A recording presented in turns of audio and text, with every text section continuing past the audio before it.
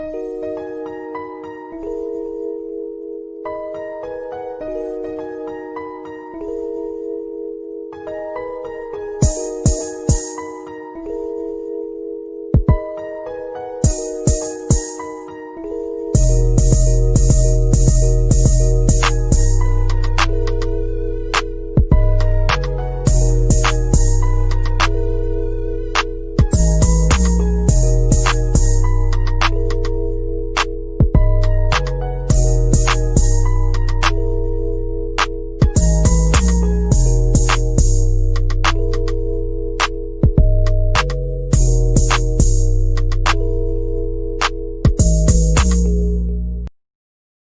can get with this, or you can get with that.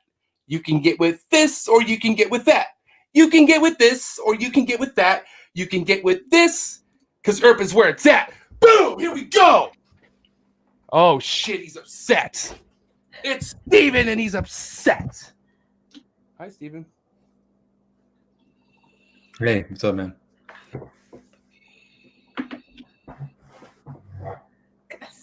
This is so big. This is a great auditory experience right now. Really, really great way to kick back off the show. What is up?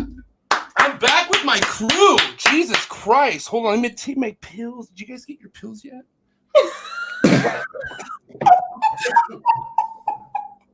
I take mine in the morning. Yeah, but I'm talking about the alpha brain pills. Oh, I want to get some of that. Do girls take that, or is that the guy thing? Come on, you know you're an alpha. What's an alpha for a female? What's it called? Alpha. Alpha? Is there an alpha name for a female? I don't know. Oh, that's what Des is, whatever it is. So yeah, you could take them, Des. You're good. Thanks. What's up, guys? Nothing. Here we are, another episode of Unfiltered Reptiles Podcast. I guess we're doing this quarterly now, once every 3 months. Yeah, right? Shit. Well, I think that we should move it to Wednesdays. Well, are we doing live? Idea. Are we doing lives Wednesdays? Well, yes and no. If you are a Patreon member. What? Please tell us more. What are we doing? Are we starting a Patreon page? Yeah, boys. Are we? Oh my Lord! So Patreon?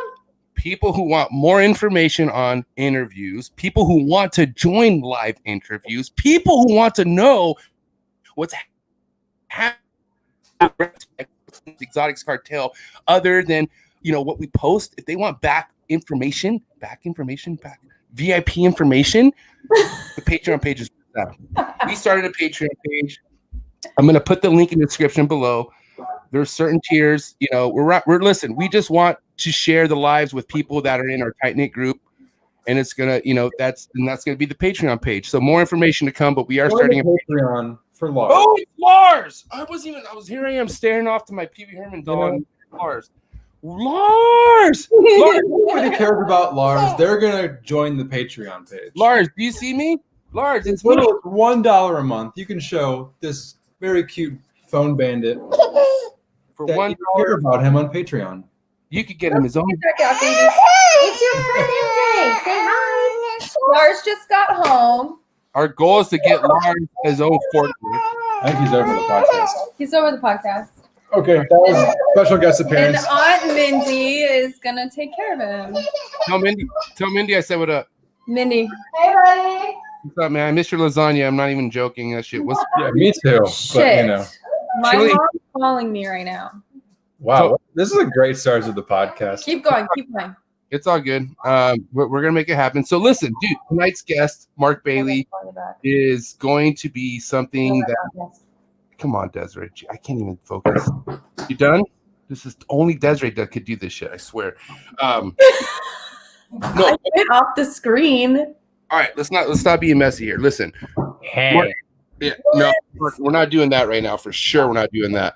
What are we doing? Okay, tonight's guest. What do we know about tonight's guest? Okay, because wait, who swindled this one? It was Desiree. Are we giving this one to Desiree? Did Desiree? Yeah, it's Marc. He's my homie. I met him in my 20s, and that was a long time ago. Wow. And yeah, he was just like a rodent mentor to us, believe it or not, even though now his big focus is ball pythons.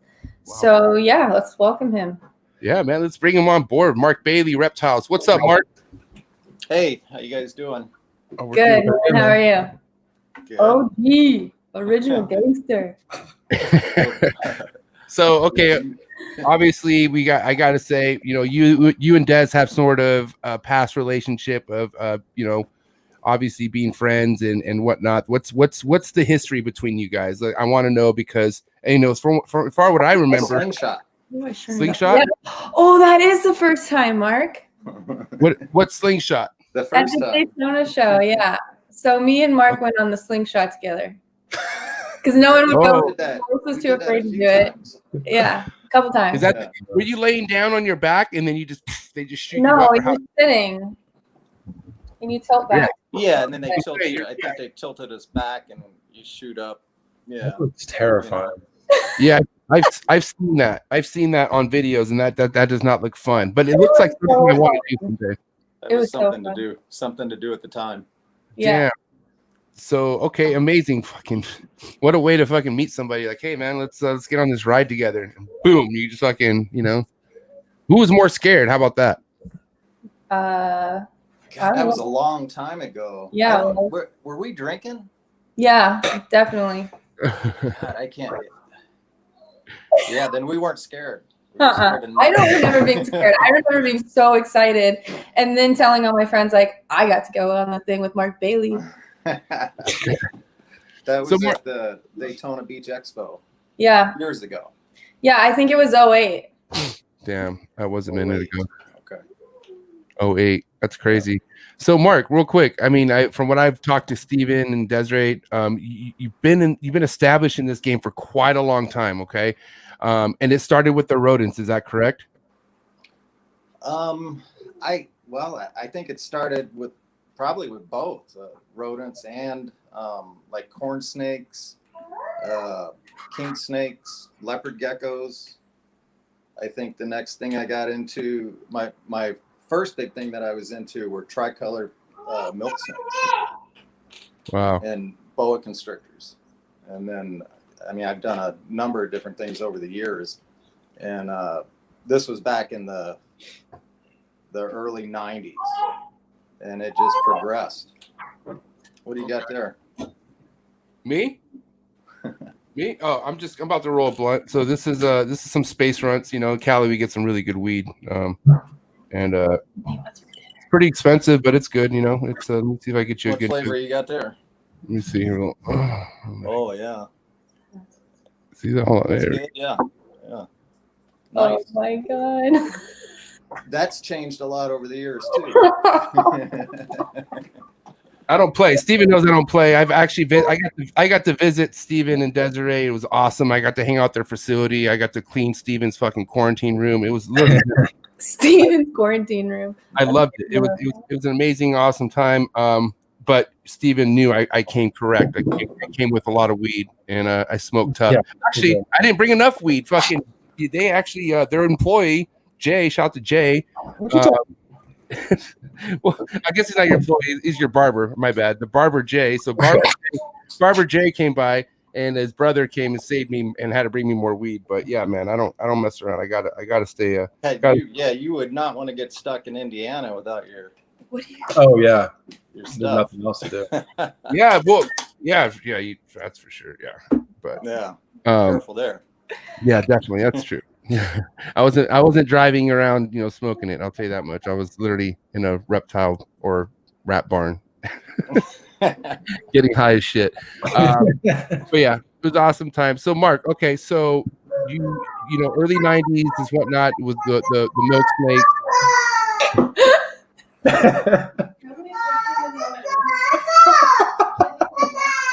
Good times. I I'm excited mean, about something. All right, so are we gonna be good? maybe bath time's early tonight.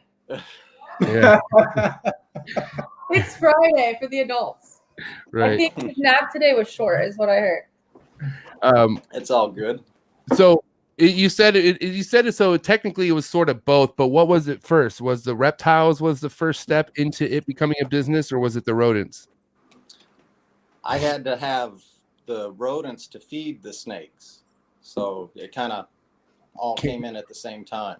Hand in hand. as far as the biz, it started out basically in a studio apartment.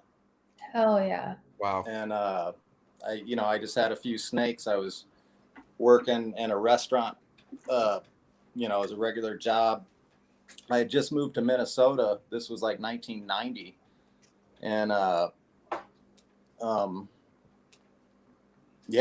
just literally bought a couple of corn snakes at a pet shop, a few mice, started raising the mice, joined the Herpetological Society, started meeting a few people. They needed some mice, and hey, I think I got a few extra. I'll come on over, and it just kind of took off from there. And then I started pounding the pavement at the pet shops. I can still picture my first clutch of corn snakes, and how excited I was to take 6 of them to a pet shop about 10 miles away. And I think I sold them for like $25 a piece, and it was, damn. I think I'm onto something here. That's crazy to even think about, like. Oh yeah. And I mean, we were real underground back then. Like the only way we would ship reptiles were through the airlines, like Delta Cargo. All the airlines had a little cargo thing, and it was, you had to go to air cargo. There was no door-to-door business. Then we started kind of sneaking the packages on UPS and FedEx, not as much FedEx, but UPS. And I think they had I think it was in, I can't remember, 1999 maybe. It was before 9/11, and an airliner went down off the East Coast. And at that point, UPS started kind of checking their packages. And I remember one time I had a box, and it had some gray banded king snakes in it. And you're subject to them opening and checking the package. Sure enough, they opened my package right in front of me and pulled out the bag and everything. Well, what is this? It's the rubber tubes. Oh, okay. Oh my God. Put them back in, taped it up, and That's they went. so gangster. Oh my God, rubber Yeah. tube. Oh yeah, you're right. So, it's just, it was more underground back then. It's, really above water now. So it's kind of been neat. That's what I meant by OG. No, you weren't kidding. We had to do a lot of weird stuff back in the day. Whatever works. Yeah. Doing weird stuff gets you far in life. You guys have read the books, The Lizard King and all that stuff. Yeah. I've yet to read that one. I need to read that one. Yeah, you should. I'm sort of new. For you.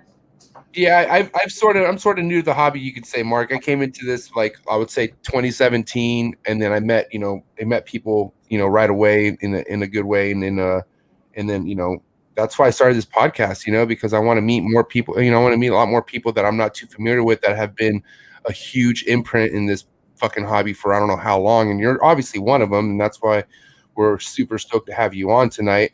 Now, with the rodents, right? Like with you hitting the pavement and whatnot, I finally seen what a fucking big rodent facility looks like. I mean, at what capacity or what level were you at, rodent breeding and stuff? Like, how big did you get, or how big are you now? Well, my weekly numbers, we did about 5,000 mice a week and 5,000 to 7,000 rats a week, and hit those numbers those were our max numbers, but we did that consistently for a number of years, give or take.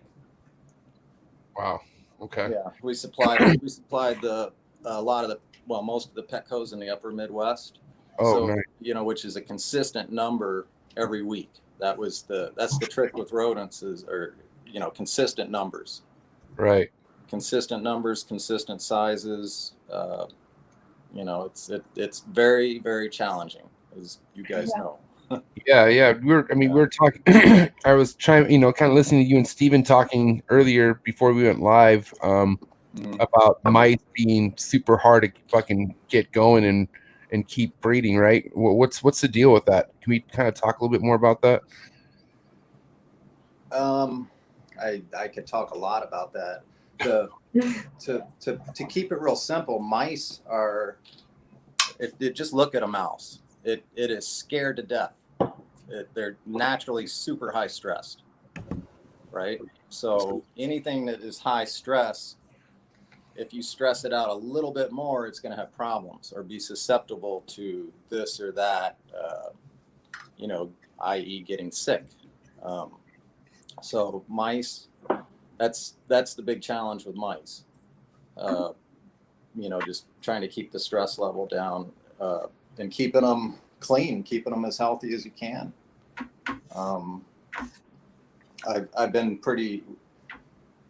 I think. Well, the first mice that I got, which was back in the early '90s, came out of I'd grab some from this pet shop, some from this pet shop, and then some more from this pet shop, and those were my breeder mice. And then one day I brought some kind of cool looking silky ones to add to the group, and the next day they're all, half of them are dead, and the other half are showing these can barely breathe and on pneumonia type symptoms. Damn. And that was that kind of freaked me out. What happened here? With a lot of research, that's when I started. I took some to the university, a lot of research that way. There's a lot of viruses that affect mice, and most of the ones that people are breeding these days have a virus or two. Yeah. And you can't get rid of them. You can't get rid of the virus. There's some viruses that the mice can live with, and you can do okay with. Stress brings on more problems. So it's mice are a challenge. Mm-hmm. Rats are a little easier, a little more laid back, less stressed out, but there's still a number of things that can affect rats. And what I see happening these days are people they take these rats and introduce them into their colony, and then they have problems. It's best if you just keep them separate. If you have a good colony of mouse going, don't add to it. If you have a good colony of rats going, don't add to it. Inbreeding is typically not a problem with that stuff.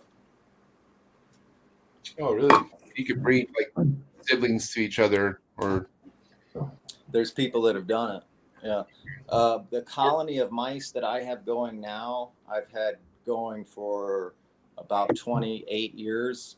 Ooh. And I believe that colony was out of the lab for 20 years prior to that.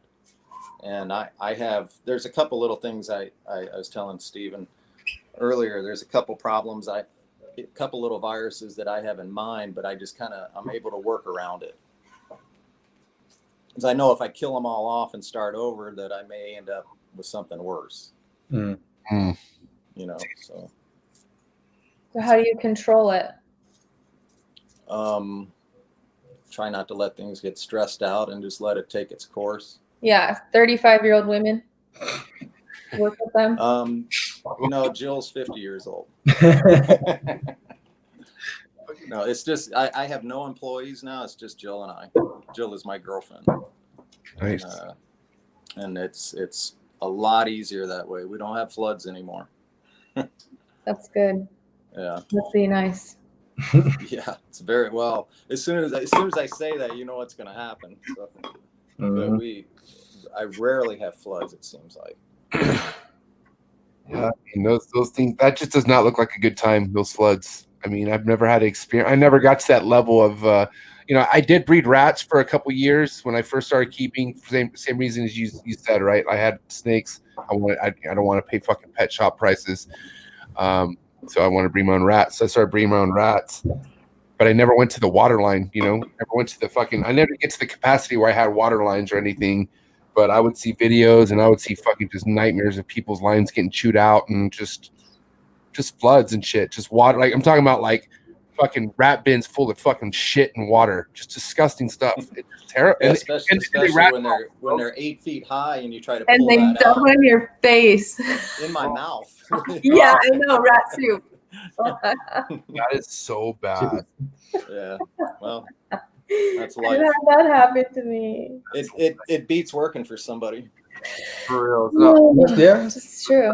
respect to that. For sure. You know, I've really come to respect the rats and the mice because that's the most important thing that I do I every agree. day. Us too. Yeah. I respect it too. I did when I was breeding them, man. I really did everything I could to keep those fuckers as clean and fed and whatever. Just because they were the produce. Like that's it. That's how Yeah, I I keep. mean, if I don't have my rodents, I've got nothing. It's Yeah. where am I going to go get, you know, Do you that many? you want to mice and know? rats? You want to know why I was able to get rid of the fucking rats and not? I was like, what's the point of that? What you want to know? We want to know why I was able to do that? Why is that? What is that? Cold-blooded cafe. They're taking care of me. I get actually anything I need from a day one pinky to a whale shark rat delivered to my doorstep every week. $30 flat rate shipping. It's amazing. Mark, guess what a whale shark rat is? Oh, dude, should I go get it? What up? We What is? we invented a new rodent size. I'll be back. A whale shark? A whale shark rat. Guess the grams. Is that like 1,200 grams and up? That'd be nice. That'd be like a cat. What is it? 700? 700 grams and above. It's a whale 700. shark rat. Oh, I swear, I think I put some that were like 800 and 900 grams down the other day. No way. Yeah, Wow. like I couldn't even fit 3 in the bag. Yeah. Yeah, we only got the 2. whale shark Yeah. rat is a 2 per bag.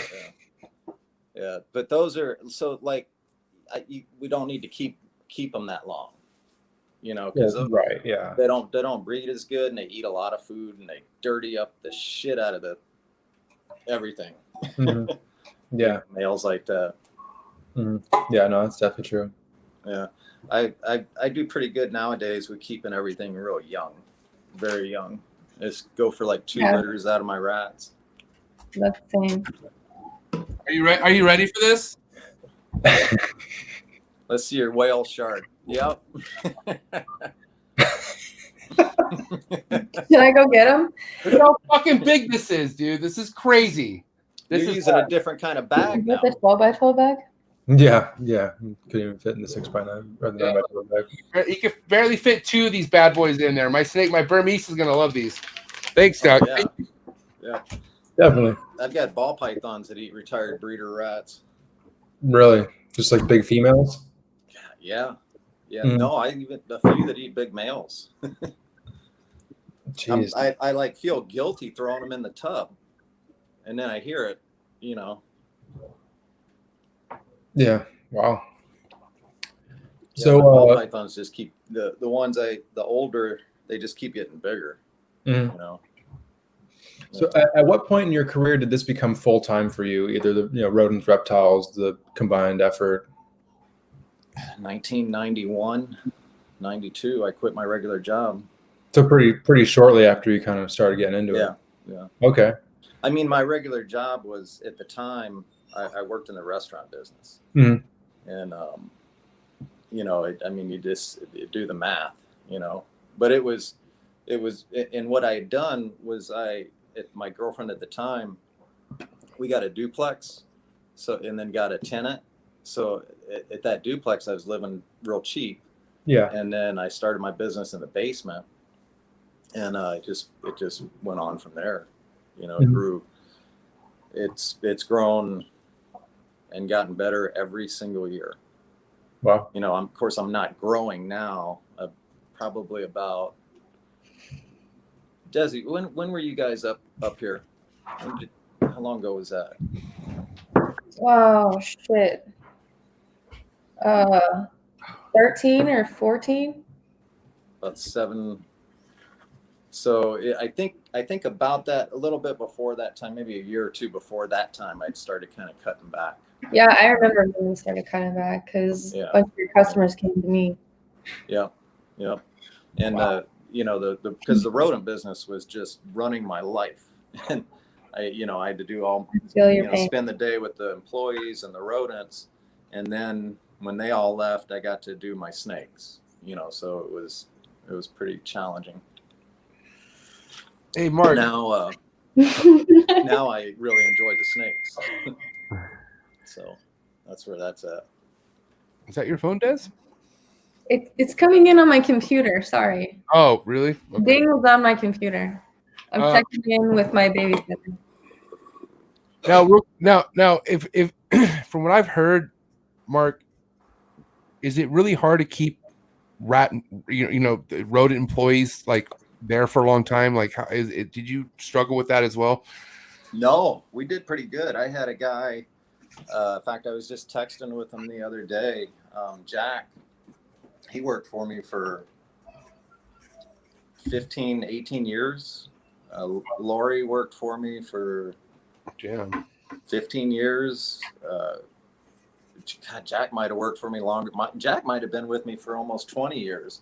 And then Corey, I think my last main guy was probably a good 10 plus years. But you paid these guys good, though. I paid them good, yeah. Yeah, you did. The reason why was because I couldn't spend time retraining people every week. You know, if I paid people minimum wage, and I'm kind of a dick to work for, I'd be training people nonstop, and you just can't get anywhere doing that. Mm-hmm. So I felt like if I paid them better, they would stay, and it worked for the most part. Yeah. There you go. Having that now. Yeah, there was a good period of time where I provided their health insurance. Yeah, I'm literally doing that now. Yeah. I had a meeting today. Balling. Good job, Dave. And I'm literally going to cover like 80% of it. I covered 100%. But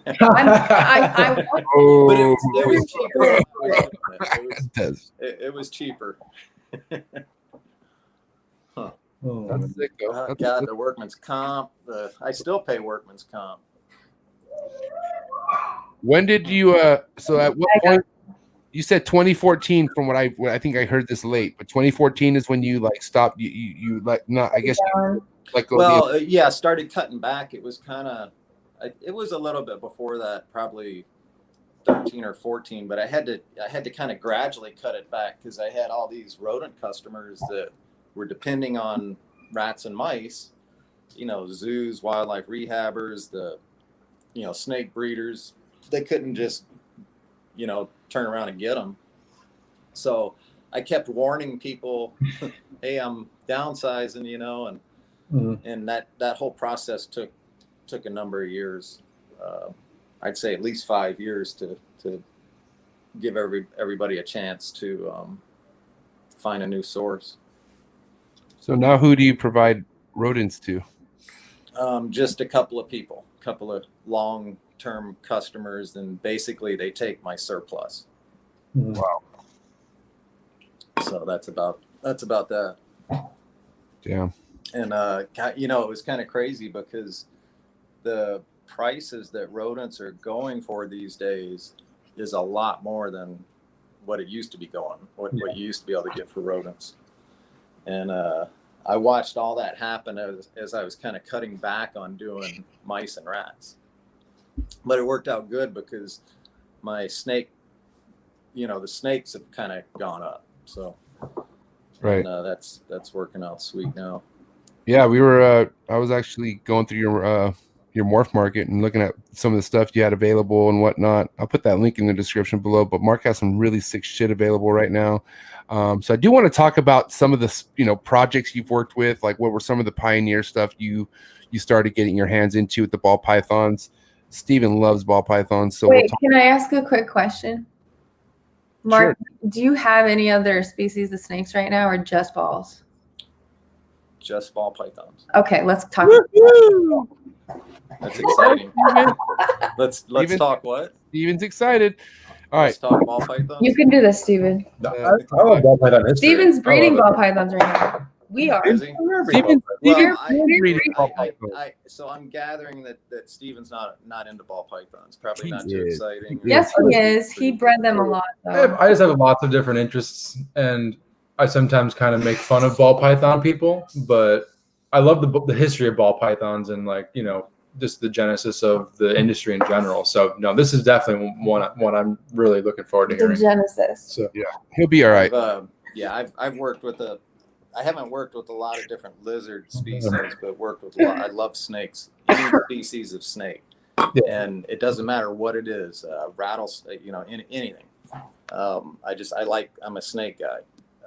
Good, me too. But what kind? And I figured this out some years back with ball pythons. I do this professionally for a living, and I want to make a little bit of money and maybe one day retire or cut back, and which is kind of what I'm trying to do now, and do some things that I enjoy or whatever. Ball pythons are so easy. They're real. They're laid back. They're easy to care for. You just let them do what they're going to do. They sell for a lot of money. I don't think there's another species of reptile that I could work with that could give me the profit margin that ball pythons do. So that's kind of what I chose to do, and I think it's worked out all right. It's boring. I get my excitement from other stuff or whatever. What's cool? What really excites me about the ball pythons are and I think it gets a lot of people, but just the variations. When I of course we're not doing shows right now, but when I go do a show now, it's like every label is different. It takes so long to make all the fucking labels, and I'm I can't see. I'm just right, and then I screw up. I got macular degeneration, so Jill's trying to do it. It's I can't see. So that's why I just do ball pythons now. So if we could go and talk about some of the startup projects you had that really got you, pressing forward in the right way with your projects. What were some of the first morphs you were working with? It was a lot different at the beginning of the ball pythons. Normal females were worth a lot of money at first. Pastels. What we tried to do were make as many pastels as you could, make as many albinos as you could, as many cinnamons as you could, and it sounds boring as can be, but that was how it started out. And then when Kevin put the spider with the pastel and made a bumblebee, everybody was like, wow.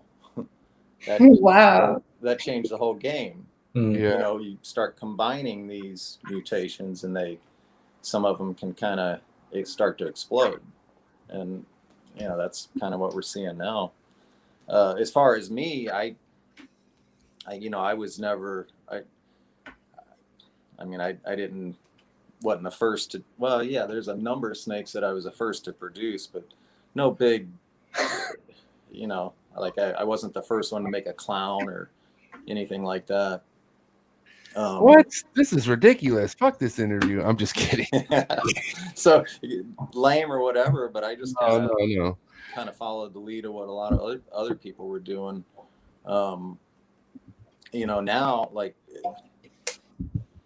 I can't remember. I think you're the reason that Joe and Forrest were so into yellow belly stuff. Yeah, yellow bellies. That was one of the early things that I did a lot of with the bumblebee yellow belly. I never have been a big white snake person. That's kind of a little bit bland or whatever, but the yellow bellies in combination. Yeah. So. But yeah, that's Forrest and Joe were big into yellow bellies. Mm-hmm. So now that we brought Forrest up, now I'm very curious. So how did you and Forrest cross paths, Marc? Like let's hear that story, because from what I've talked to Steven about and Desiree, and I've actually heard this from Forrest too. You're a huge inspiration to him, like major huge inspiration to him. With the rodents business side of things. So I'm very curious to hear how you met Forrest and what it led after that. Yeah, I was just asking Desiree what year that was, and I think it was she said 08, sometime in that area in Daytona. I met Forrest at the show down there, and he was with Joe Perkins. I don't know if you guys know Joe. Mm-hmm. Familiar. Des and Steve do. Joe and Forrest were with another friend of mine, Robbie Kesney, and Robbie had brought him over, and I mean they were like too shy to talk. Robbie was like, I mean, they were kids, and Robbie was showing them this, and he had long hair. Yeah, he had long hair, and then so that was like, and then I think it was like the next, maybe another year, Robbie brings these guys over again, or it was either that or at Tinley Park, but it was a period of time after, and he brought the same two guys over. They're still they grew a little bit. Might have been a year later or whatever, and then Robbie just kind of pushed them off on me. so we kind of started to get to know each other then, and Forrest was living in Florida at the time, and him and Joe would help me out with the show down there at Daytona, so that's really how we got to know each other pretty good, and would talk on the phone a lot. And Forrest was pretty cool. I enjoyed Forrest a lot. Very, very passionate about reptiles. That stood out to me about Forrest from the get-go. It didn't matter what reptile it was, he had a passion for it. And just miss him all the time. Think about him all the time. Yeah. Definitely agree with you on that. I think we all agree with you on that for sure. Now with the whole rodent side of it, like Des, you said, 2010 is when when did Cold Blooded Cafe become an establishment? Well, my rodents go back to 2012, but Cold Blooded Cafe was like 14 or 15. Where it was actually a business. Crawl out? Yes. He crawled out of the fucking crib and opened the door. Oh my god. This goes on the Patreon only blooper reel of the baby escapes from his cage. Next thing you know, he's gonna be grabbing the mic and shit and fucking just grab it over. That'd be pretty cool though. I'd be down for that. Oh my word. But maybe it's too early for I think him. Cold Blooded Cafe is a retail company. I think it's been like a little over 3 years now, and before that was just strictly wholesale. Mm-hmm. So publicly, it's pretty new still. Our first LLC, he had to call it Forrest Fanning Reptiles because of Marc Bailey. I'm not even kidding. He's like, well, Marc named it after him, so I am too. Oh, really? Yeah. Is that why he did that? Yeah, it was because I remember Forrest and I talking about that. I told him I don't know what was going on at the time, but people, they just want to put these names up and hide behind them. Put your real name up. It's who you are. Yeah. That's so funny. yeah, I still have accounts under that. It's a little eerie for me sometimes, but it works. You gonna fire that up or what? What? It's fine. Mm-hmm. Yeah. Oh, okay. Oh yeah, it's fired up. Just enjoying what I'm hearing. Just enjoying what I'm hearing. Excuse me, 1 second. 1 second. Yeah, take it back. So how's that weed over there, MJ? Oh no, he's back already. Okay. It's delicious. It's always delicious. I'll get my little vape pen. So Marc, with you breeding and whatnot, right? Like, what were the shows you were attending to really start putting your animals out there and really start selling the animals that you had? Because I'm just going to assume pre social media, the way you sold all your animals were at the shows, correct? Well, Oh, you're talking about like in the 90s and stuff? Yeah, like, or just before social, like before the internet. Because before the internet. Before the That's internet. another reason he did. We had Reptiles magazine. You could run an ad. They had classified ads in the back of that. Wow. And people would run ads in there, and we would make a price list and then mail that to people. So it was done by mail, and if you wanted to see what the snake looked like, you had to wait for the Polaroid, Wow. So send like $1 or whatever. circle a morph, send it back, and then comes back with the picture. Yeah. That's crazy. And you paid for those ads? Did you ever do any of those? I'm sure I did. Yeah. Okay. Yeah. And then I had He's a sponsor for NARBC. Somewhere I've got some old price lists that I did, and it was funny because it had all colubrids, and Wow. And I think some boa constrictors. Yeah, but that was how we did it, good old price list. Yeah. I remember a guy, I don't even know what year it was, but telling me about this whole internet thing. This guy by the name of Dan Johnson, he was a gray banded king snake guy down in Texas. And he was like some geophysicist for a regular job. And yeah, this computer everything's gonna go by computer. And, I'm like smoking. Yeah, I don't know what this guy's on. Give me some. I'm gonna go play with my snakes, Yeah. And sure enough, it's like 5 years later, you see everything on the kingsnake.com, Jeff Behringer, everything's starting to take off that way.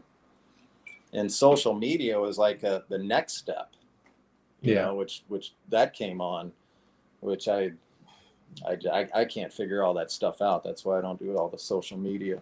It's just too much to keep up with. Oh yeah, girls. I hired someone to do it. No, I'm not. His family. No employees. Yeah, he's done with the employees. That's some heavy goals. Well, hey, my goal is Did you ever make your Instagram? Pardon me? Oh, sorry, I cut up there.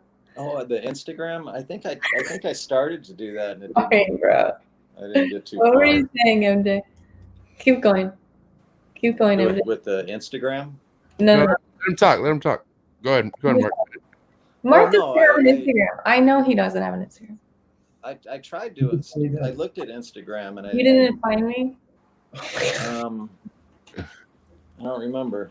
Okay, well, what is it? Pull it up for us. What is Instagram? Yeah, what is your name on Instagram? No, I don't. Is it your Marc Daily Reptile? Oh, I know. See what I'm saying? I thought you said you just tried it. Okay.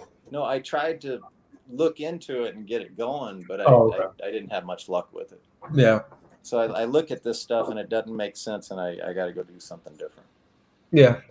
You're still not missing much. It could definitely be a headache if you fucking don't have any sort of direction. And like there was things that I didn't know how to use a hashtag for the longest time. I remember for like 2 years, I would hashtag out every single word. So if I were like saying like, I don't know. A lot of people started that way. I don't know, but I had no idea what the fuck the point of a hashtag was, but it's to like reference whatever the pics resembles or whatever the fuck. But I still think hashtags are full of shit. I think it's fucking you don't really need to do hashtags really. If you have enough followers, yeah. I'm pretty lucky when I need, friends have helped me get through enough of it to get by, And then I don't have any problem selling my snakes. Morph Market's been good. Okay, I have to bring up that point. So Forrest was like, I don't want any social media. I'm going to be underground, just like Marc.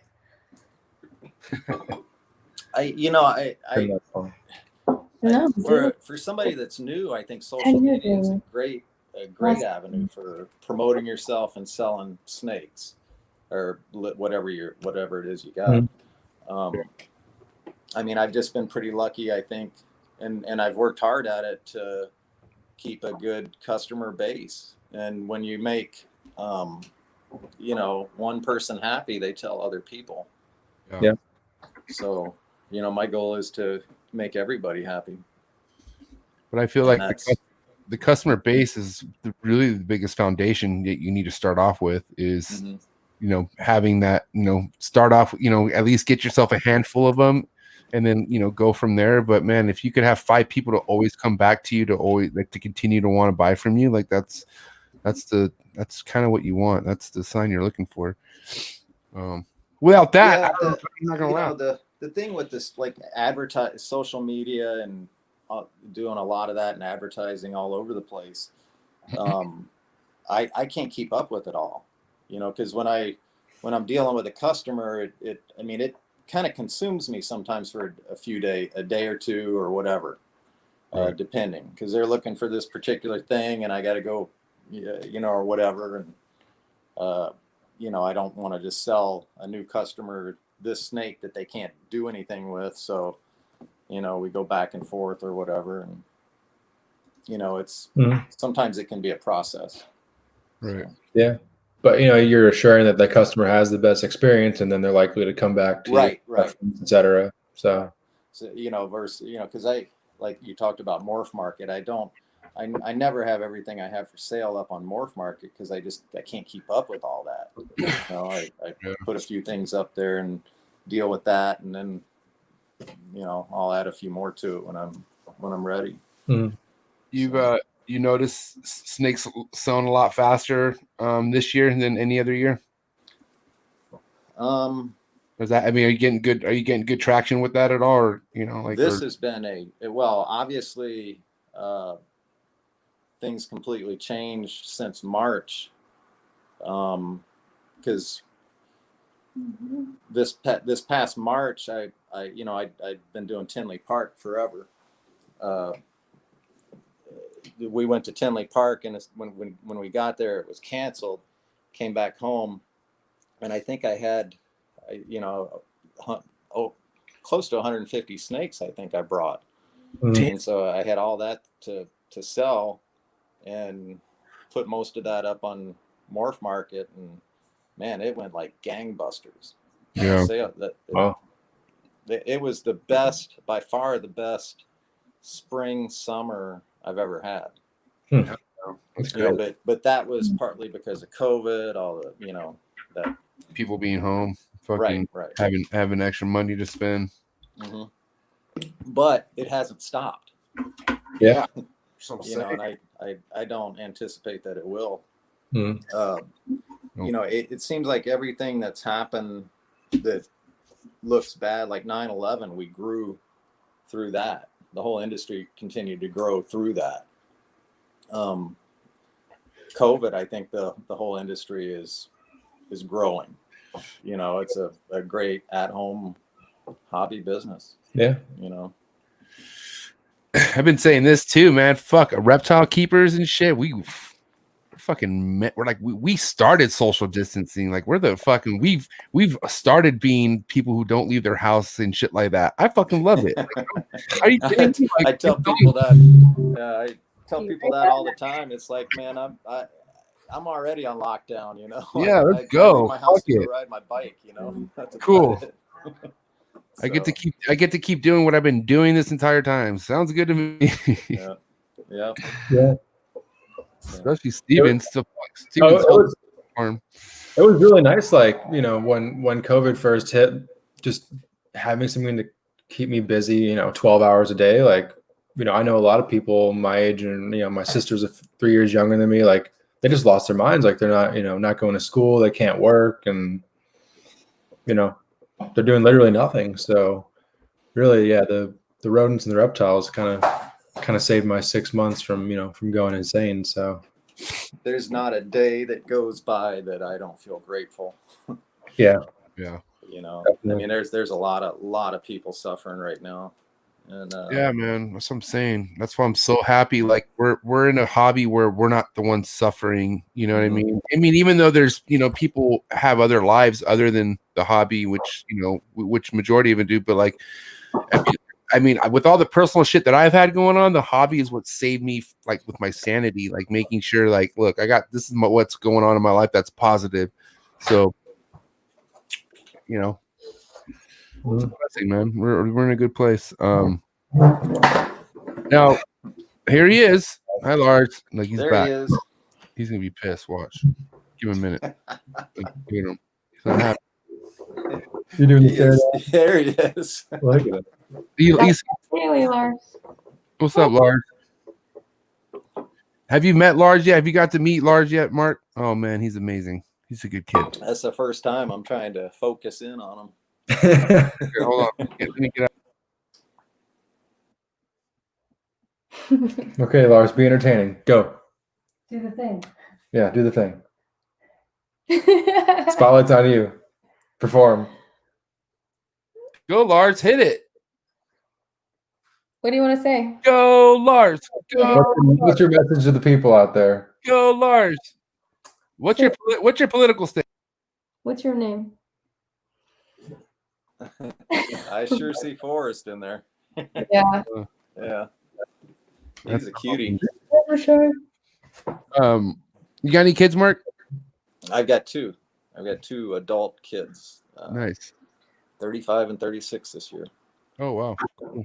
How were they growing up with reptiles and the rodents and you being a part of that, and you know how did they adapt to it, or were they all about it, or they grew up in Louisiana with their mother. Okay. So, but when when my kids were born, I had like I don't know, like an 18-foot retic, a great big berm, and a big boa constrictor. And I raised all these in the same cage. I mean, this was back in Yeah. So, you know, and I got rid of all three of them when my daughter was first born. We were living in an apartment.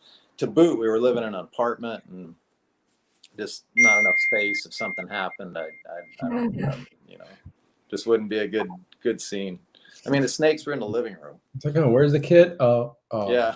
That's right. Oh, he's being watched. Who's watching him? Yeah. Don't worry. Lindy. He's So being... yeah, my good buddy down in Louisiana. I don't know if you guys ever. He's an old timer now. King Smith is the one that took that big retail. I've heard that name. Yeah, and every time I see him, he still gives me shit about that because that snake nailed him in the arm. I think he's got some marks on his arm still from it. Oh no, he's not on camera now. He wants to come back. Yeah, he's like, wait, I was the star. Hold on. I was killing it. He's like, I was literally about to talk, and then you took me away. Oh man. He misses me. Well, that's awesome, man. It's cool that you did the right thing by getting rid of a huge snake that you were keeping in an apartment when you had a baby. I guess that's the adult thing to do. I think I went snakeless for some years. From maybe like 5 years. Wow. But I was always outside. I grew up in South Louisiana. Actually the first reptile that I really kept were turtles. I made a nice big turtle pond in my parents' backyard. Chicken wire, the whole bit. Nice. Always wanted. I might do that someday. I've been wanting a fucking pond full of turtles for I don't know how long now. And if you want to know something funny, I was doing like a side job when I first came back because I lived in Washington for a while, went to college, and I got hurt. Washington State? Yeah, Washington State. Yeah. So I went. Yeah. So I came back down and I was just doing like a side job at my buddy's dad's company. I think we were installing flooring, right? So we went to go to this guy's house, and his backyard was fucking full of turtles. Like he had turtles everywhere, and I was like, "What is this?" Like he had a major big ass pond, and they all like fucking lived in this. They all lived in this fucking backyard pond, right? All these turtles. But then he had these fucking gigantic aquarium type things on the side that were completely black, like black water. And I was like, what the fuck is in there? And I walk over there, I fucking tap on the glass, and it was the most gigantic fucking snapping turtle I have ever and those are legal here, right? So this thing was just like, and I was like, what the fuck was that? It literally kicked me on my ass. Like I fucking almost fell on the ground because it was like the craziest thunder fucking noise, which similar to what I heard in the quarantine room when those fucking gators or where the fuck you guys are Jesus, that was a nightmare. But dude, my heart, I'll never forget. That was a moment where it was like I don't know, it looked like a monster, like a straight monster was in there, and he had a couple of them, and he yelled at me to come back. He thought I was like some fucking ranger trying to like snitch on him or something. But yeah, it was a crazy experience. But after that, I was like, yo, I need this. I want this shit. Speaking of snapping turtles, there's across the highway, there's a lake, and then I got a little like wetland in the backyard. Every 1st of June, the snapping turtles are crossing the highway to get up to the higher ground to lay their eggs. Yeah. And a couple years ago, I see some cars going real slow, and I hear some honking. I look out there, and there's like a traffic jam on the highway. I'm like, oh shit. I hop on my bike and run up there, and sure enough, there's 3 people, 2 with sticks, 1 with a golf club, chasing around the snapping turtle. A pretty good size one. And I'm like, she's trying to go lay her eggs, and I'll just move back and it was kind of funny. There were like 15 cars out there. All I causing love the snapping turtles. Oh my, what does that mean?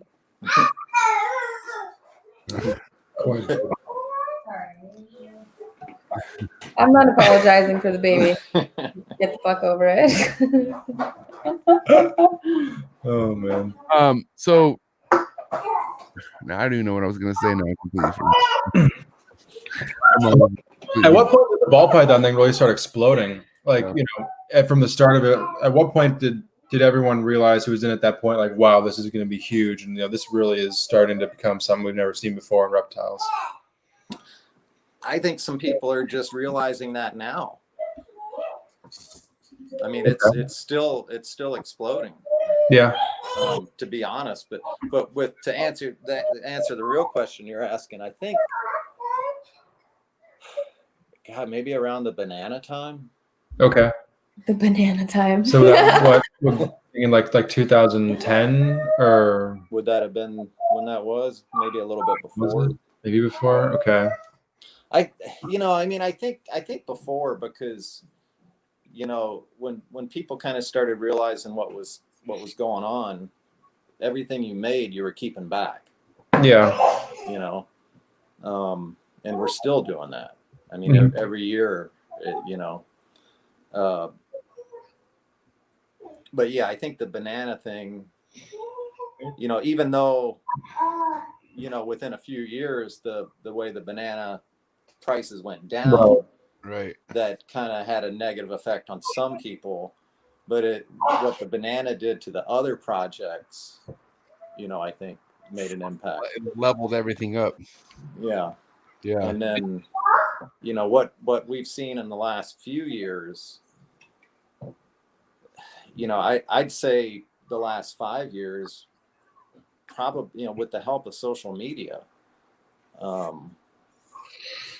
it's just taken another couple of giant steps. This year, things have taken a big step, I think. Yeah. The market just seems to continue to grow, and I see it growing a lot in the United States, but it's growing, a lot all over the world. Yeah. Still. So, I mean, I think there's a lot of growth yet. Yeah, that's the cool thing, is I don't see this shit calming down anytime soon. It's only going to get more and more popular, and it's especially with celebrities getting involved, because there's all these YouTube collaborations going on where celebrities are wanting to start projects in ball pythons, and it's opening up a whole new market. Yeah, for me, my demand goes up every year.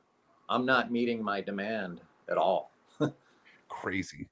I don't answer my phone. One of the reasons I don't answer is because I get such terrible reception where I live. But I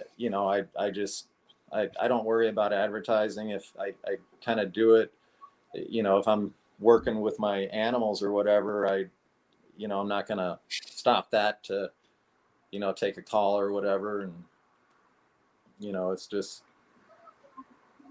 sales have not been a worry. Yeah. We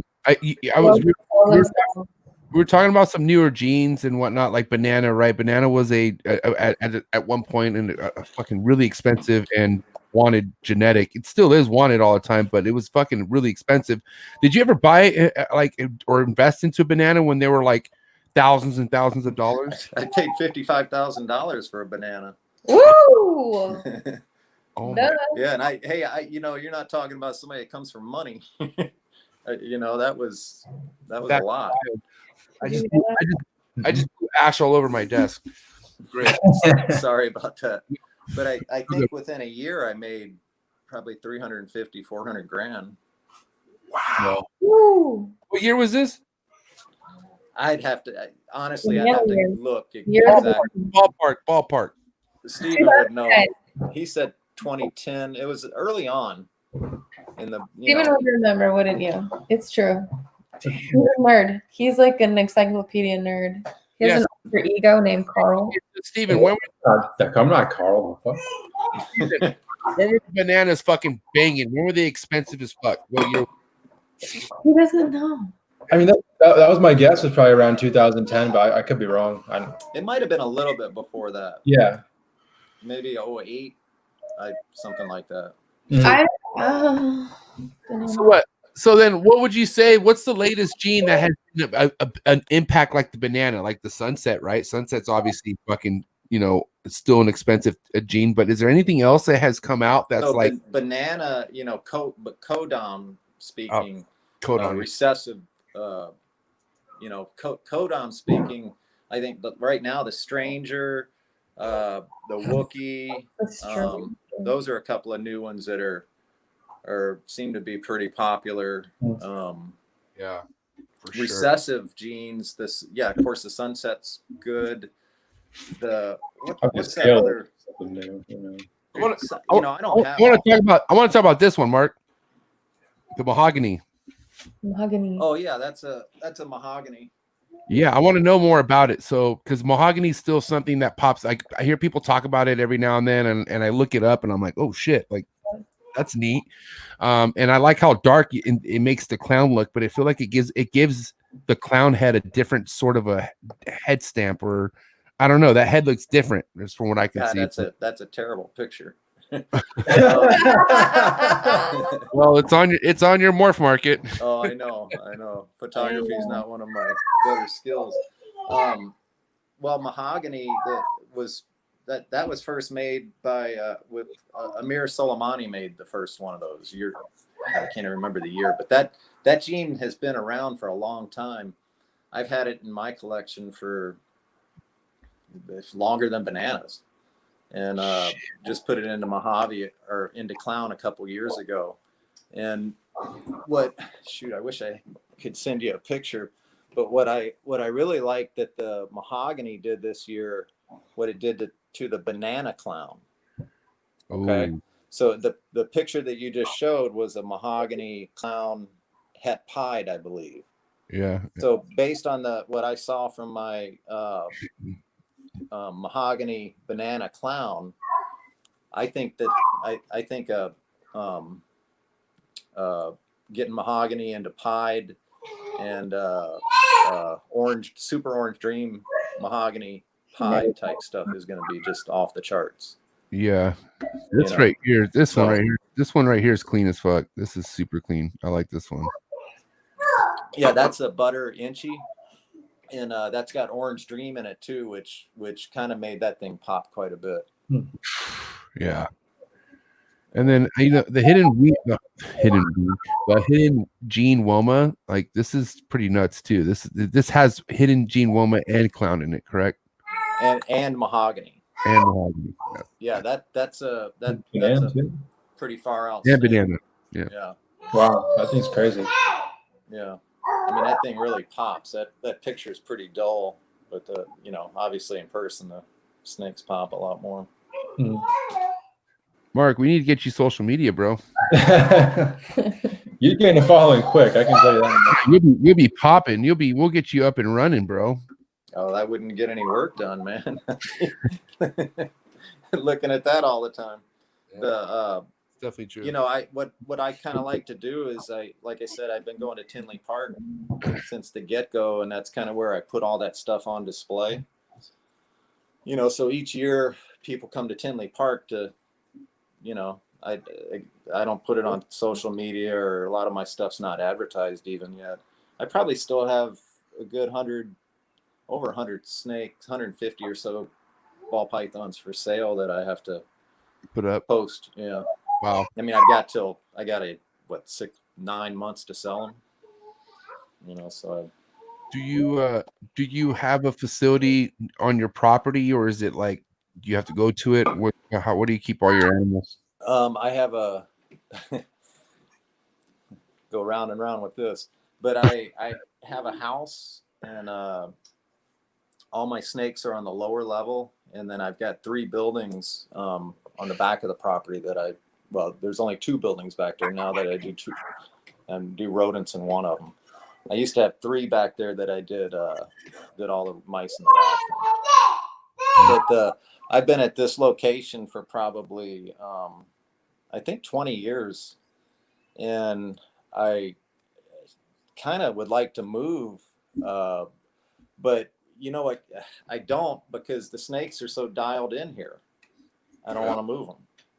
I hear you. So I think what I'm going to probably do, what I'm looking at doing now, is maybe buying a house close by, and then just keeping the animals here and going back and forth. How many clutches are you producing a year? I did 100 clutches a year for long as I can remember, long as I've been doing these. Up until last year, I did like 78. So that was my little cut back dip. And Wow. I kind of liked it. Yeah. But, you know, with the way the market is, and, you know, we're not kind of limited what we can do, I may up that a little bit this season. So we may go back towards 100. But I've never been a large numbers guy with the snakes. Right. You know, the 100 clutches, that's a lot, bro. Yeah. Well, What Not kind of from Marc. incubator do you you have? know, mice and the rats was a lot. Mhm. Yeah, on top of that, the mice and the rats, like I always thought that was more work than the snakes for sure. Oh yeah, definitely. So I guess I can say this, that I'm really good at the rodents, so they don't take me that long. You know, and I know what I need to do, and I do it, and you know, so it's really nice to be able to spend most of my time, more time with the snakes nowadays than the rodents. Hmm. And I can talk to people. I can do stuff like this. So That's good. mhm. Because we're appreciating this. I'm appreciating it. Yeah. Now you only keep. Well, I know where to come now when I go visit San Diego. Yeah. Oh my God! Please. I already I told. want to pull mine out. Mine's a little bigger than yours, but Hey man, Marc. I know. Listen, you didn't have to say that. there we go. You know what That is pretty. Oh yeah, that's at the my mind's going blank. That's the Dabber. yeah. But, no, but it's called something. There's the brand that's a certain Dr. Dabber. Dr. Dabber. That thing's sick. Switch. The Dr. Dabber switch. Yeah, Marc is. So if he doesn't have social media, that's fine. But he's definitely I'm gonna get in trouble. he's updated on his rig shit. That's for damn sure. Yeah. Man, you come to San Diego, I'll take care of you, man, for sure. Do you ever come out to Cali, or do you ever are you somebody to travel, or? Yeah, I love going out to Cali. That's another reason why I cut back to so hopefully I can do a little more traveling. Yeah, I'm trying to get. I like to bike ride. I got another buddy down there that I mountain bike ride with. Sweet. You live down there by John Levy. Why does John Levy sound so familiar? John's Jungle. Oh yes, John. Yes, Yeah, dude. yeah. Yeah. John. Yeah. John's he's in Orange County. He's not too far from me. He's probably San Clemente. Yeah. Oh yeah, yep. He's like an hour away at most from me. Yeah. John's cool. We mountain bike together. So Dude, John's Jungles, man, he is sick. He definitely has a lot of sick animals. He actually just sold my boy Socrates a bull and eye. So my buddy was able to fucking swoop a bull python from John. And Nice. John has those dialed in, man, from what I've heard. So hopefully looking to get John on the show here soon. Yeah, do it. Yeah, it'd be sick. So that's cool, man. Yeah, let me know. And then like I said, I'm trying to get Steve and Desiree to come out and visit too, so they could do a little bit of traveling. Desiree just went to South Dakota. Went Brian, right? You went to Reptile Gardens, right? Yeah. How's Cherry? Terry's doing great. Yeah. Yeah. Like when I go on my Facebook thing, I always see that video of him feeding his cobras. You know. How far is South Dakota from you guys, Des? 13 hours, like 900 miles. Oh, so you got to fly for sure. Yeah, I flew last time. The last couple times I've been flying. I think it would be like 6 hours for me, wouldn't it? Sure. Sure. Something like that, huh? Wisconsin.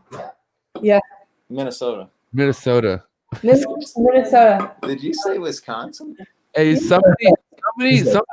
Hey, I think she's hitting fucking Mindy's pin or something. She's not. No, CBD. You're not hitting CBD. Pen. No, I'm not hitting weed. It's like something happened. Anxiety. Give me some of that CBD. Something happened, MJ. Yeah. Yeah. I want to know what the fuck's up, Des. She's like, I'm gonna hit more of it, actually. Give me my rig. I want to show them my rig. I got a dab rig for my CBD. Yeah. That's what I bet it's when you get old, your joints start hurting. What is that? Oh, that's your CBD rig. That's like a honeycomb or that's like one of those. A gun. Oh yeah. I don't know what you do. God. I don't know if I want to know what's that part of. That's a straight shooter. Yeah. Yeah. Yeah. Fucking does. Have you been visited RepTech? Have you seen their facility and gone check them out recently? No. No, we can. No, we haven't gotten that far yet.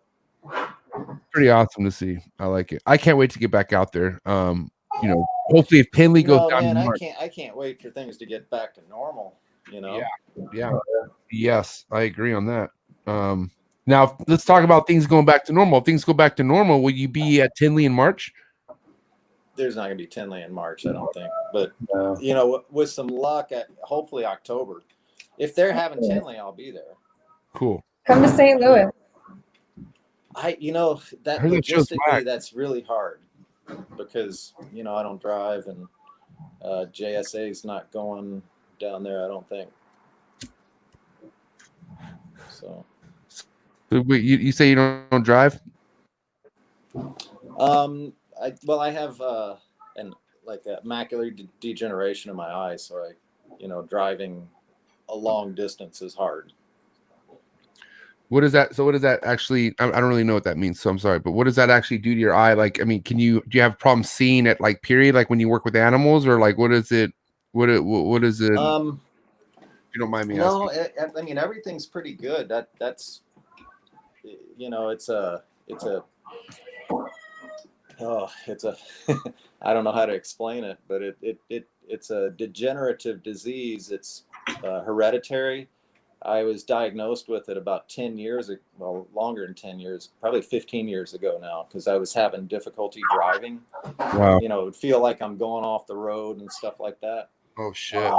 And then they said that's what I had. They can't fix it, whatever. But it hasn't gotten worse. So that's really about the only thing I can't, that it affects. Work is fine. Like I said, I mountain bike.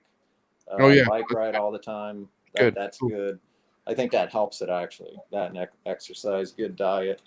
But it doesn't seem to be progressing, or I don't seem to be losing my vision. So the glasses are a macular layer in the way of your vision. Pardon? No. You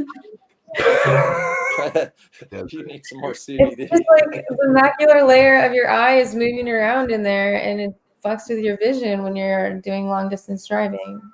Because I did go to nursing school. It does something, but what they described to me that happens with people that have macular degeneration, like they say that it affects your central vision, like the center of what you're looking. I have a little more trouble with the peripheral. Yeah. So I don't know. But I think the cool thing is that you at least can enjoy your bike riding and stuff, like, Yeah, for sure. How long you been doing that for? And the CBD is supposed to help it, right? CBD is supposed to, CBD is apparently does more. In the state of Minnesota, we have they actually have legal medicinal cannabis, and you can get that cannabis with macular degeneration. Wow. So Perfect. I would Perfect. I would qualify for it. Yeah, that's awesome. That's good to hear. What are you sipping on? Coffee. Yeah, too. I drink a lot of coffee. Do you sleep at night? Not a lot. Not as much as I'd like to. Hustlers don't sleep. Yeah, your mind's always going, huh? Always thinking of the next move. I respect. Yeah. It's the time of the year where I'm trying to decide what to pair up with these stupid ball pythons. There's so many different things you can do, and then once you start pairing it up, and then some, oh man, Yeah, and that's the shitty thing is because like you don't want to have to wait till next year to do something that you could have done that year. Does that make sense? Right. And you're like, fuck, I don't want to, you know what I mean? It happened to me with a couple snakes last year where I got locks and then threw other snakes in hoping I was like, I thought of something different. And yeah. Whatever. Yeah, but, you can't change midstream, Yeah, once that shit's in, it's in. Like I love it. I love it how people say, I'm gonna get this and in 3 years, this is what I'm going to breed this to this and this. And I'm like, in 3 years, it's going to be a whole different game, Yeah. And, Yep. I mean, it changes on a daily basis. Mm-hmm. It really does. That's what's crazy. So, it really does. So this time of the year, I kind of look at stuff and then I end up not pairing stuff up because I don't want to make a mistake. So anyway,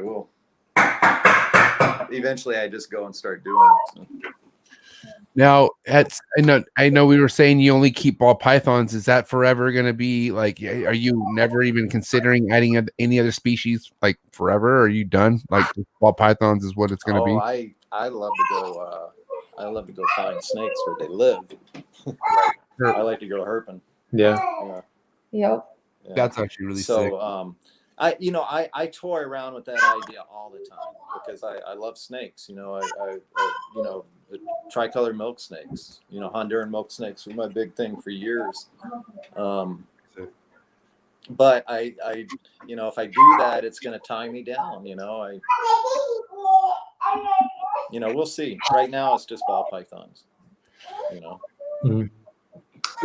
What do you think of this whole kind of resurgence of colubrids in the last few years where, a lot of these smaller colubrids that used to be really popular before ball pythons have been coming to the forefront again?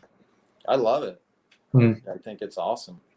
I hated to see, what I really don't know what happened previously with them. It seemed like the prices dropped so much on a lot of that stuff. People were giving that stuff away. The shift to ball pythons, the demand for ball pythons, I think, and then people forgot about colubrids. And boy, they come back. Yeah, I don't know if that's going to be a cyclical thing, or what. What do you think? I mean, I don't know. I feel like just how MJ was talking about just having little other projects for fun. Like, I feel like that's kind of becoming a thing recently where, ball pythons are still the focus, but right. Whether it be like super dwarf retics or Mexican black king snakes or, whatever the next like side project is, I kind of been seeing more people go that route where they're still sticking with their ball pythons, but then they have, a pair or trio of this here or there. It's probably good for longevity of everything in reptiles. Yeah. Putting eye drops in? Yeah, my eyes are fucking fucking eyes are on fire right now. Oh, man. But Steven, yeah, it's interesting watching that. I think the market has just gotten so big that they're back to stay. Yeah. I think that they're just going to stay just as strong as they are now. Yeah. I feel like that probably also supports the ball pythons better as well, to kind of have other aspects where like the reptile world isn't so kind of like laser focused on all the ball pythons. I feel like that's where like that would probably lead to more of like a shift in the market where they'll crash or go up. And do you think I'm onto something there, or what do you think as far as like? I think you're dead on. I go into in Minneapolis. I live in Minnesota, and in Minneapolis is Twin City Reptiles. Mm-hmm. I don't know if you guys have heard of that shop, but that's probably either them or East Bay Vivarium are the longest standing pet shops in the country. They're right. Maybe I'm wrong. Something like that. But I go in there and they have, the last time I was there, they had, I think 2 or 3 people working their feeder counter. Okay. That's for the crickets, the 5 or 6 different types of worms, the 3 or 4 different types of cockroaches. Okay. So that right there, and then mice and rats, that right there tells you the variety of pets that people are keeping. Yeah, that's true. I think you're dead on. My thinking has always been the better we all do, the better I do. And I think that's kind of the same thing. Yeah. To a degree. The better the ball pythons do, the better everything else is going to do. Yeah. The better the colubrids do, the better the ball pythons, the boas. I mean, when ball pythons first started coming on, the boa guys were giving ball python guys shit. Like, oh, my snake's bigger and you're whatever. My cages are easier to clean than yours. My rig is bigger than yours. Right. There you go. But I think the better everybody does, the better I do. So, I'm digging all of this doing good. I like all reptiles. I like all animals. Yeah, I fucking love these animals, man. That's why I hope that's, I've heard of people being in this business who don't even love animals and they're just in the business. You know what I mean? So, there's plenty of that. It's called animal exploitation or stuff like that, Yeah. I mean, fucked up. Buddy, I'm talking about people close, I've heard names that I've, like for instance, you're Marc Bailey. That's the name I've heard. And then there's other names. I'm not gonna say the names, but there's other names that popped up and come to realize that they fucking never even walk into their damn facility. They don't even look at their snakes. They're, you know what I mean? Mm-hmm. And that's unfortunate. Why the fuck would you want to be in it? If you're really in it for that dollar, yeah. I don't know. But to each their own. What can you do? Can't do shit about it. Well, the business pitch is great. Looking at it objectively and not in how it functions. Reptile seems to be one of like the highest profit margin businesses in the world. And then mice. It doesn't work on paper. Mice look really good on paper, don't they? Yes, they do. Too bad the mice don't read the book, right? Fuck, man. Steven, Des, do you guys, any of you have a wrap-up question for Marc here? What's your favorite ball python morph? Did you already say it? I feel like you did. My favorite ball python morph? Yeah.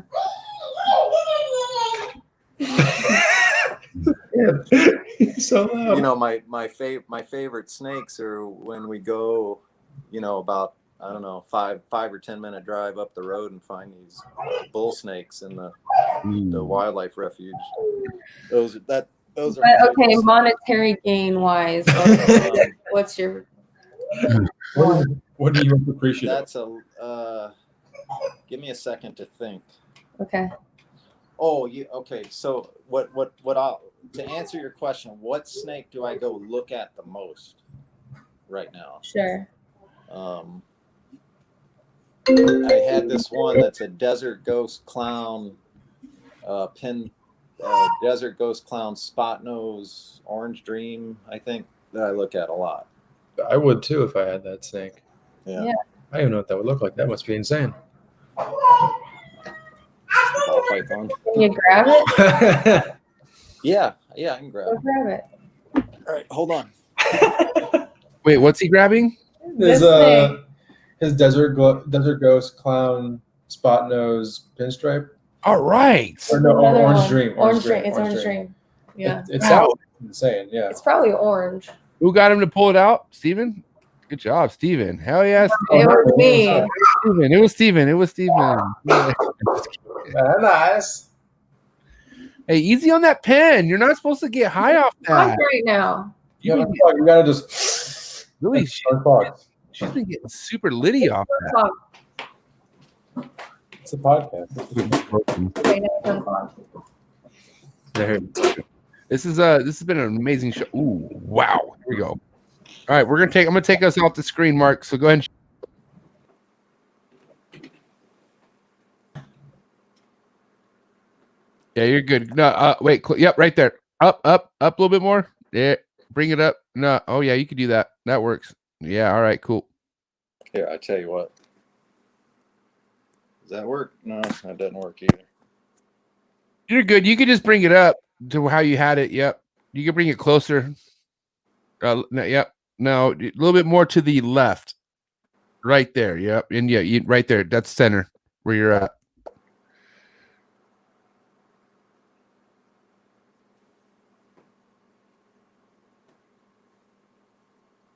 Come on, settle down. There we go. No, he's wild. Explain the genetics on this one more time. So that's desert ghost, spot nose, and I believe orange dream. That thing is so sick. That thing was sick. And it was hard to see because the thing. I was a sprinter. That thing was kind of down. But dude, that thing was fucking. I need a picture of that thing. I need it. Yeah, I feel like the lighting there wasn't There's noisy. another one. Oh my Lanta. Okay. That's I think this is super vanilla. So go over to the left. Yeah, right there. Now go up a little. Right there. That's perfect. Just right.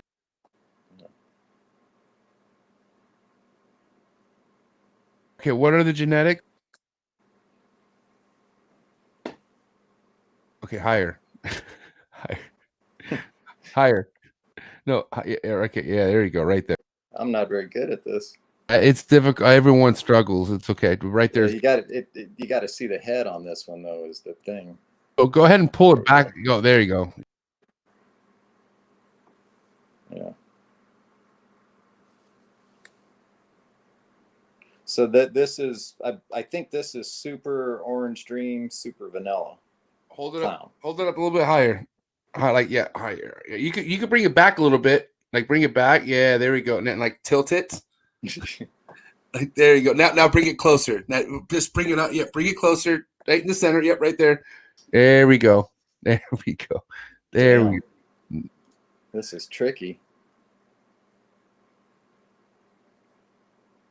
That thing is so sick. Yeah. Man. It's a clown. I should have sent you some pictures ahead of time or something. Yeah, I should have asked for him, but that's I don't know if you heard me say I think that's super orange dream, super vanilla. Is your rack right there? Is there so what? There was clown in there too, right? Yeah. Both of those were clowns. Super orange dream, super vanilla clown. I think that's what that was. Yeah. Damn, that's wild.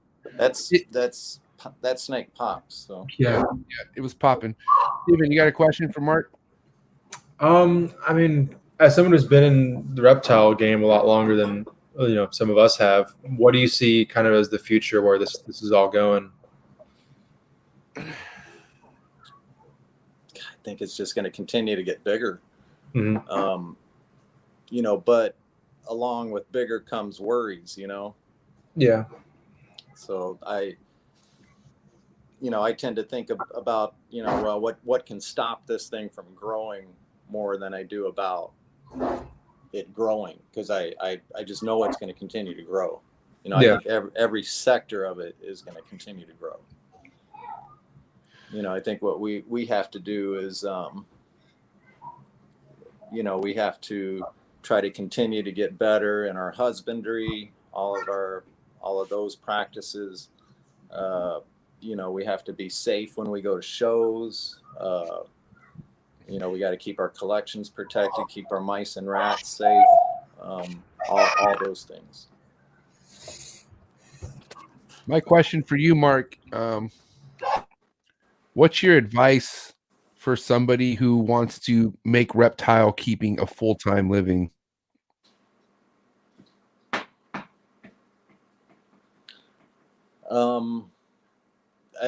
First of all, you have to have a passion. If you're doing it it's not going to work if you're just doing it to get rich.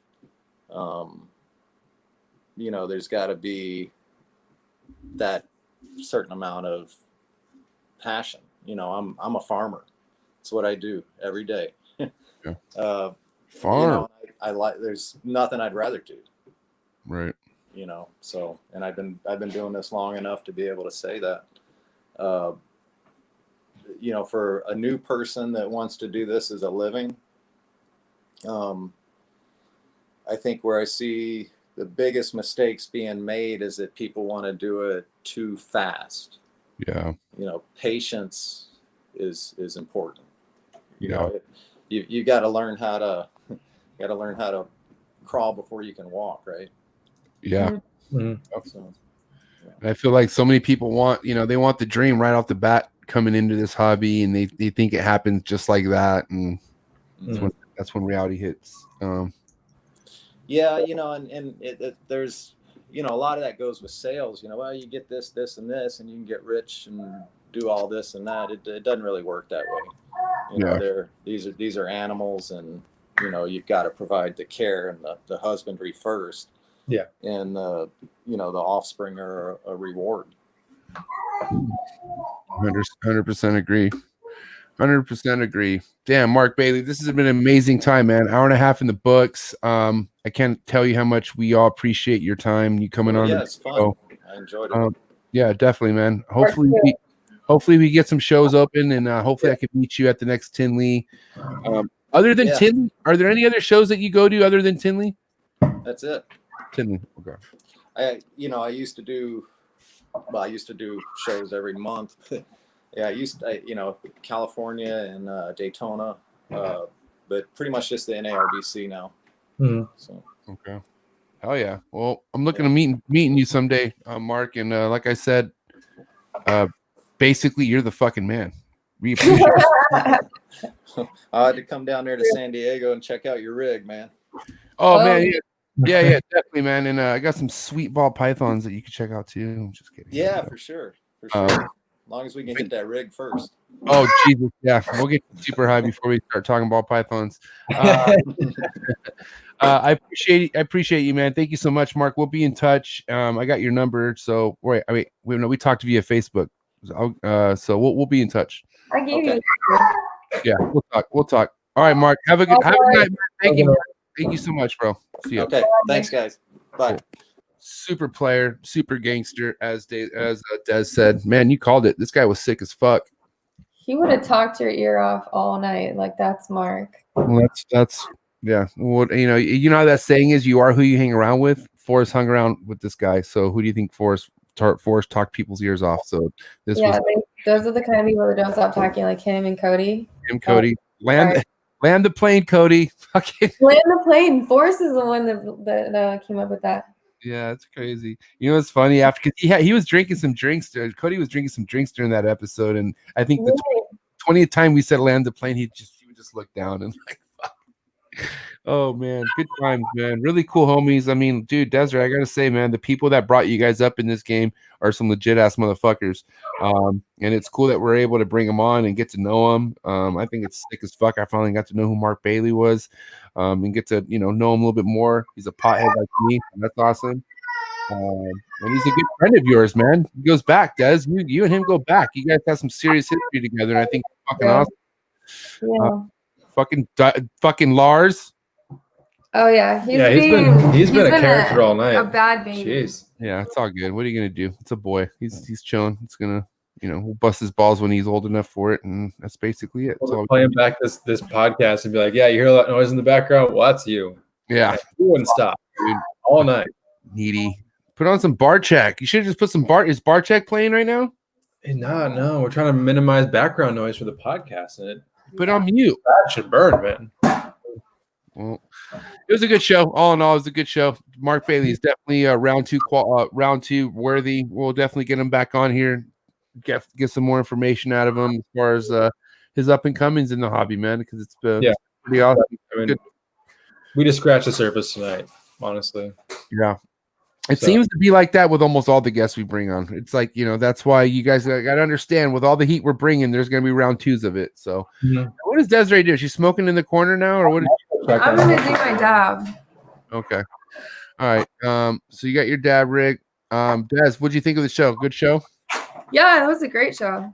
Yeah. Good homie of yours. What are you looking at? What's going on? Where'd Steven go? Steven has to pee, I think.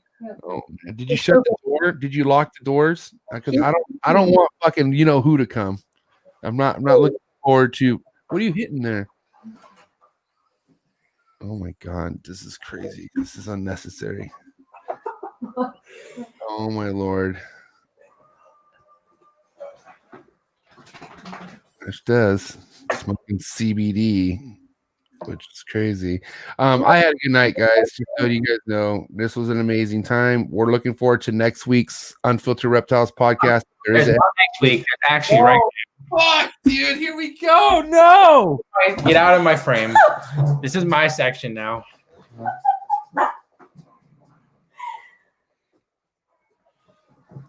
Go away. Why? Like, give me one good reason to go away. Like, give me one. Maybe I'll go away. Give me one. Come back in. Okay. What do you have to say about the show? What's your input? How about that? What do you have to say? What do you think I'll have to say about the show? What do you think? Enlighten me. Well, we met Marc Bailey. He was a fucking OG, triple OG in the game. Wait, what though? What was he known for? He fucking put Forrest on so many fucking things with the rodent. Reptile. Like what was like the species of reptile? Like ball pythons. He keeps amazing ball pythons. And you don't see an issue with that? No, it's America's fucking favorite pet, ball pythons. Well, what does that have to do with conservation? Oh my god. Who gives a shit? How about that? Oh yeah, he said, he likes to go see him out in the wild. Oh yeah, great. Okay, how about more people do that? Yeah. Oh look, I gotta have him in my house. I gotta poke him and shit. Oh, he's my danger noodle. It's like, how would go find him in the wild and observe them and photograph them? Hey, shut up. This is my time. Okay. What do you guys say to that? I mean, do you think that would be a bad idea for people to just enjoy them in the wild more? Is that a bad idea? Like, tell me that's bad. I like keeping them in tubs. Why? You don't feel bad? I mean, here at Boring Domestics, the company with which I am a proprietor of the Ectotherms, we do not use tubs. I work specifically with government agencies at a state level, and I breed native species that are in decline, that are collected humanely in numbers from a population that has been surveyed, and I replicate their native environment in an enclosed space with transparent barriers. Oh my god, fuck this guy, dude. And the offspring are returned to their native habitat. We'll see you next week. The genetics and the diversity of chip. Hey, like what? Like, Boring Domestics is groundbreaking. You're gonna give me my time, okay? Put me back on the show. Put me back on. Put me back on now. See you next week. Put it back.